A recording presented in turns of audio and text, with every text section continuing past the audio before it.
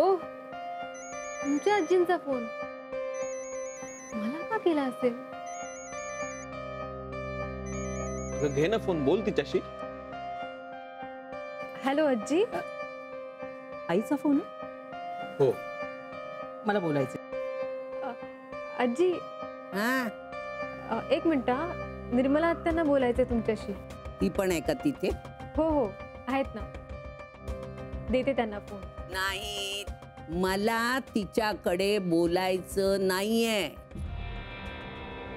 एक मिनिट आजी. त्या नाही म्हणतायत.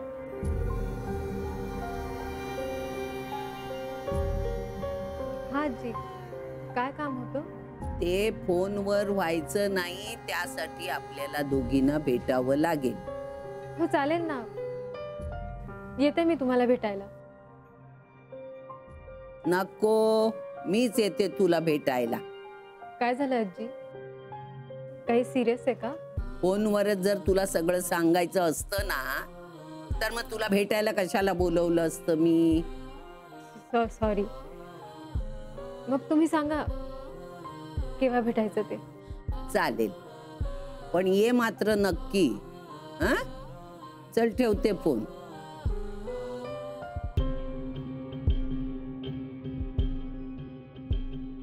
आजींचं माझ्याकडे काय काम असेल? माझ्याशी बोलायला सरळ नाही म्हणाली ना ती. त्या सॉरी. तू कशाला सॉरी?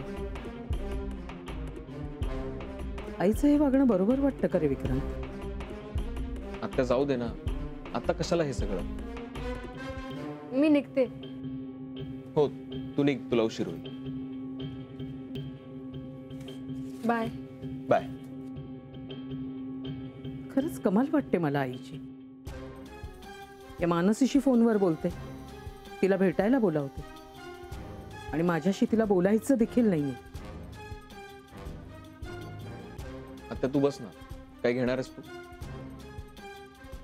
नको, निघूया आपण.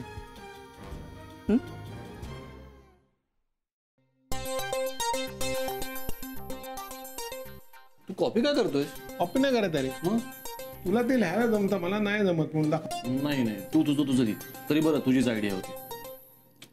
अरे काय त्या बायकांना नेमकं काय बोलतात आपापसात, त्यांच्या मनात काय असतं ते कळत नाही. आणि तू काय लहान आहेस का? तू तुझ्यापेक्षा लहानच आहे ना मी. तू लिही बरं तुझं. दादा मी नाही दाखवणार आता. ठीक आहे. ए, कॉलेजमध्ये असताना आपण असं करायचं ना? मी नाही केलं असलं काय, तू केलं असेल. बरं ठीक आहे, पण मजा येते की नाही? मला जाम मजा येते करायला. हे पण म्हण, असं जीव ओतून लिहा, म्हणजे ना असं काळीच कापत गेलं पाहिजे हे पत्र. म्हणजे कापणं बी पण मला माहित नाही, फार फार तर काळजाला भिडेल असं लिहितो मी. तेच ते रे. आपण इथे का लिहितोय? बाहेर जाऊन लिहूया ना. इथे बरं. अरे नको, तू डिटेक्टिव्ह फिरत असतो ना इथे. डिटेक्टिव्ह बसला रे, सीसीटीव्ही कॅमेरा आहे घरात बसवलेला, फिरत असतो यार. हे बघ, त्याने जर का बघितलं ना तर अख्ख्या प्लॅनची माती होईल. इथे मॅनेज केलंय. काय केलंयस? अरे मला बाहेर काढा. ए शुक.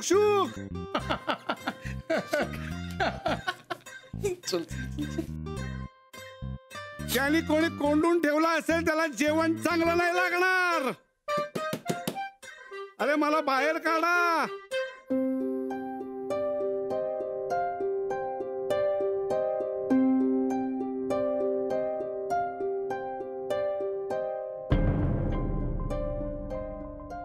आजी, मी निघालोच आहे. तू कुठे जातेस?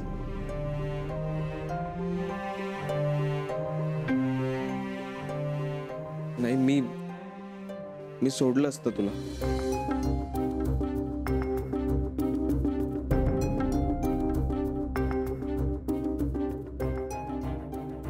विक्रांत, आजी मानसीला भेटायला गेल्या. काय काम असेल त्यांचं मानसीकडे? मला नाही माहित. विक्रांत, मला टेन्शन आलंय.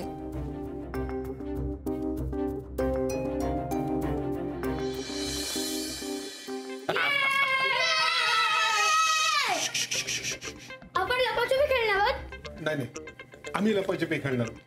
तुम्ही एक काम कराल आमचं. कुठलं काम? काय आहे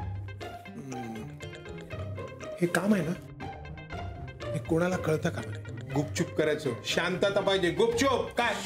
काय बरं ऐक आर्यन, हे पाकिट घे आणि हे नेऊन वहिनीला म्हणजे काकीला दे, कळलं? आणि हे घे.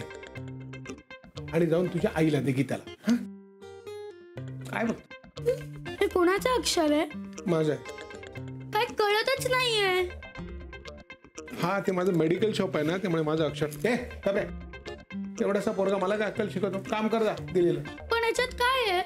प्रश्न विचारू नका रे. पण जर हेच प्रश्न आईने विचारले तर मी काय सांगू की विजय काकाने दिले? मी सांगतो.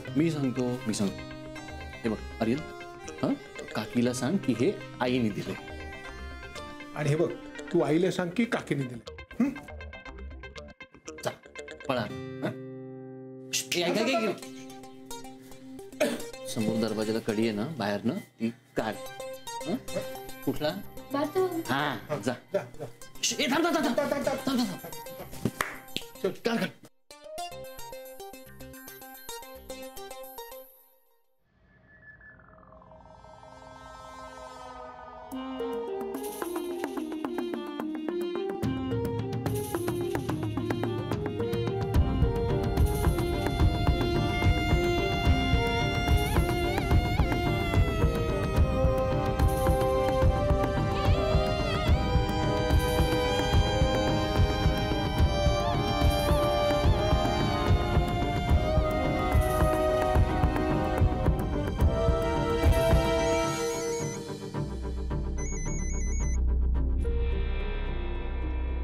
हॅलो.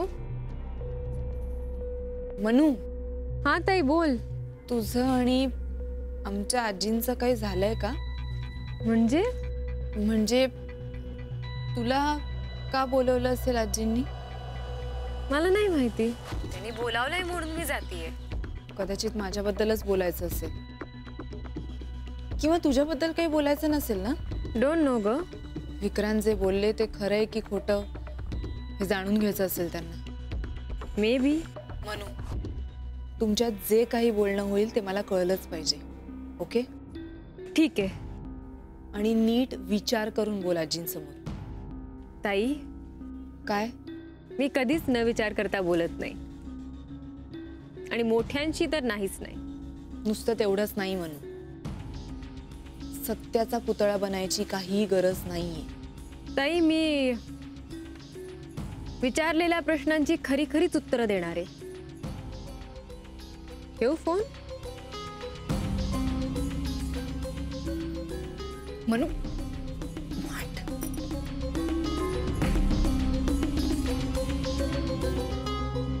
काकी हे घे. हे काय? पत्र. पत्र? कुणी दिलं?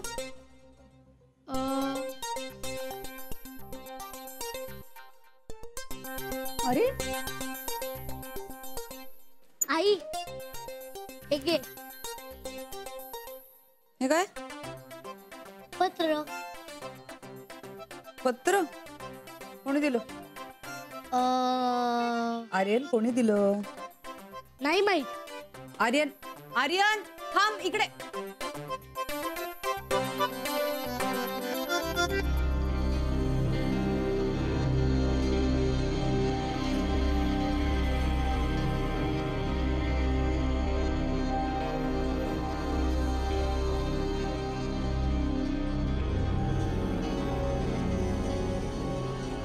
प्रिय अलका वहिनी,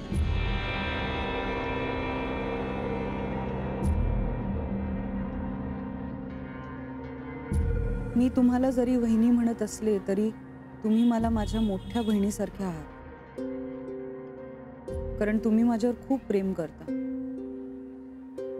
मी तुमची धाकटी बहीण असल्यासारखी.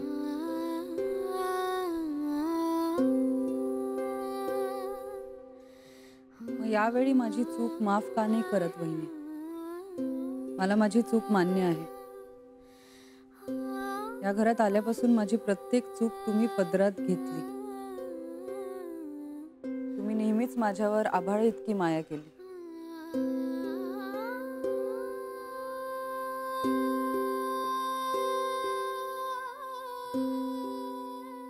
तुम्ही इथे होतात म्हणून मला माहेरची कधीच जास्त आठवण आली नाही,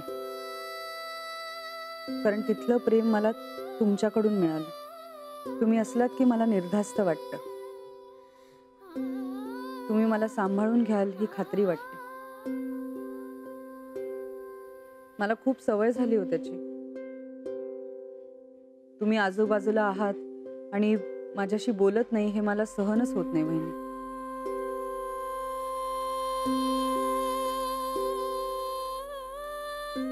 मला तरी कुठे राहत ग तुझ्याशी बोलल्या वाचू. तू समोर आलीस ना की मला सगळे प्रसंग दिसायला लागतात. आपण केलेली धमाल आठवते. मोबाईल कसा वापरायचा हे तू मला शिकवलंस. मला ते कळायचं नाही पटकन, पण तुझी सहनशक्ती अफाट होती. न कंटाळता परत परत शिकवायचीस. बँकेत जायला सुरुवात केली ती तुझ्यामुळेच.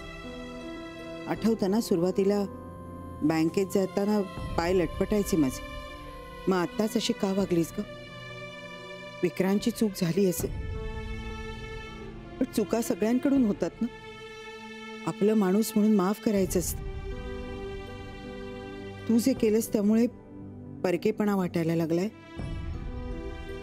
हे सहन होत नाहीये.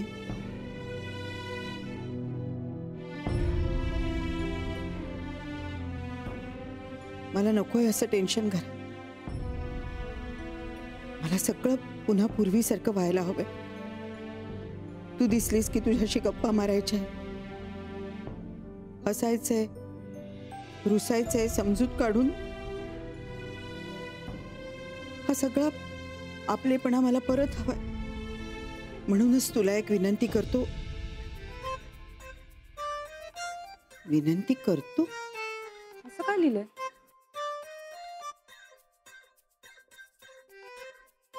तर मी ही विनंती करतो की कृपया तुम्ही माझ्यावरचा राग सोडावा आणि पुन्हा पूर्वीसारखं बोलायला लागावं. आपला नम्र गीता. आपला हे पत्र मी तर नाही लिहिलेलं. मग कोणी लिहिलं?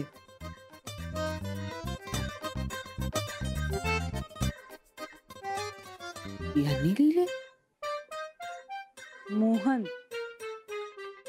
बाबा बक्षीस काय देणार? दे ना. तुला काय पाहिजे सांग. मला क्रीम बिस्किट आणि चॉकलेट हवंय. दिला. पण एक सांग, कामगिरी फत्ते केलीत की नाही?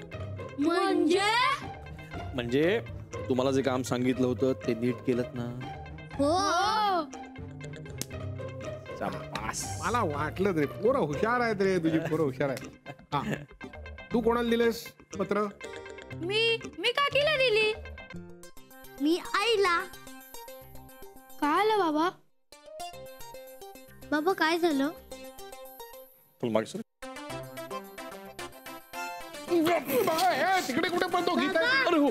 बक्षीस.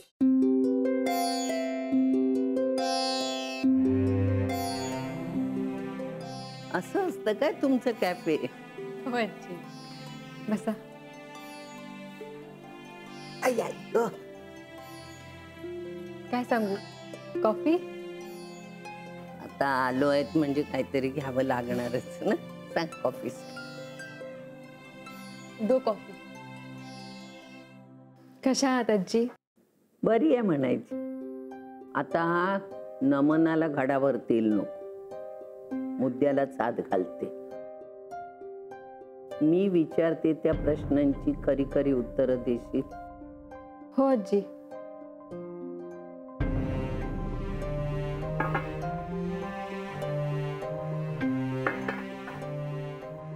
कॉफी घेता आधी? मला एक सांग, मोनिका आणि विक्रांत एकमेकाला कधीपासून ओळखतात? लग्नापासून. म्हणजे ते लग्ना आधीपासून एकमेकाला ओळखतात हे तुला माहित नाही? नाही आजी. म्हणजे तुलाही काहीच कल्पना नव्हती तर. आता मी तुला सगळं खरं खरं सांगते. तुम्ही लोणावळ्याला गेला होता तेव्हा आमच्या घरात एक वादळ आलं. म्हणजे गीताला जेव्हा कळलं की मोनिकाला पहिला नाही तर 4था महिना आहे, तिने मला येऊन सांगितलं. मी खात्री करून घेण्यासाठी मोनिकाला विचारलं. तिने हो म्हणून सांगितलं. त्यावर मी तिला विचारलं, विक्रांतला हे सगळं माहीत आहे? त्यावरही ती हो म्हणाली.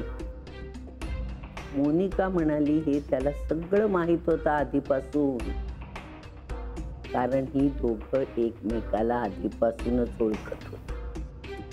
ती म्हणाली आम्ही मित्रांच्यामुळे भेटलो, एका पार्टीत आमची ओळख झाली, मग आम्ही वरचेवर भेटायला लागलो. भेटीचं प्रेमात रूपांतर झालं आणि रोज भेटता घडू नये ते घडलं. आता मला सांग, याला काय शिक्षा द्यायची? सगळं होऊन गेल्यावर आता काय करायचं? पहिला राग आता तुम्हाला विक्रांत. माझा नातू ज्याला मी लहानाचा मोठा केला, त्याच्यावर संस्कार घडवले, पण त्याच्यावरच्या विश्वासाला तडा जायला एक क्षण पुरला मला.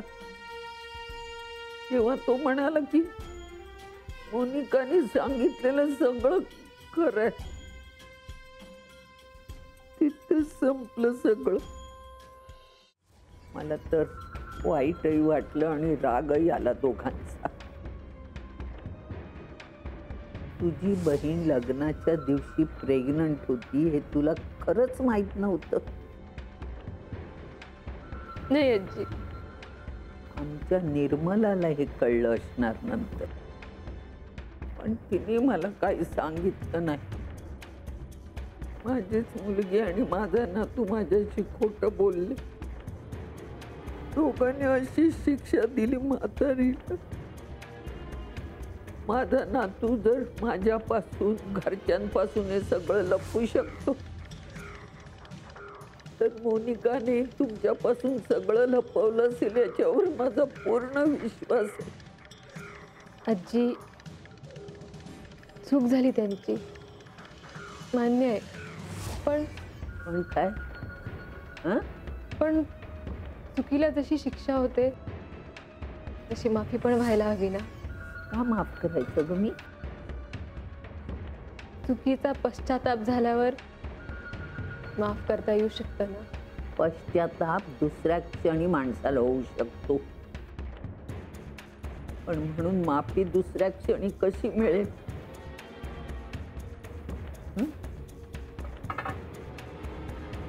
जरा बघ किती झाली. एक लक्षात ठेव मानस, ही गोष्ट जी मी तुला सांगितली ही निर्मलाला कळता कामा नये, कारण ही तिची शिक्षा आहे. हे बघ, तुला जर मला काही सांगावंसं वाटलं आणि सांगायचं असेल तर तू मला केव्हाही येऊन भेटू शकते. शांत आणि खरं बोलणारी माणसं मला नेहमीच आवडतात.